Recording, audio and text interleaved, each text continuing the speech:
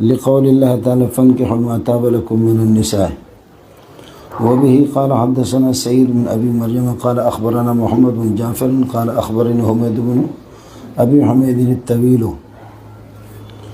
أنه سمع أنس بن مالك يقول جاء 3 رهط إلى بيوت أزواج النبي صلى الله عليه وسلم يسألون عن عبادة النبي صلى الله عليه وسلم فلما أخبروا كأنهم تقالوها فقالوا وأين نحن من النبي صلى الله عليه وسلم قد غفر الله له ما تقدم من ذنبه وما تأخر.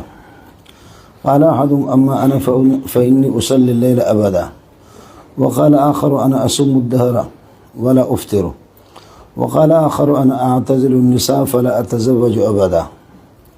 فجاء رسول الله صلى الله عليه وسلم إليهم فقال أنتم الذين قلتم كذا وكذا أما والله إني لأخشاكم لله وأتقاكم له لكني أصوم وأفطر وأصلي وأرقد وأتزوج النساء فمن رغب عن سنتي فليس مني.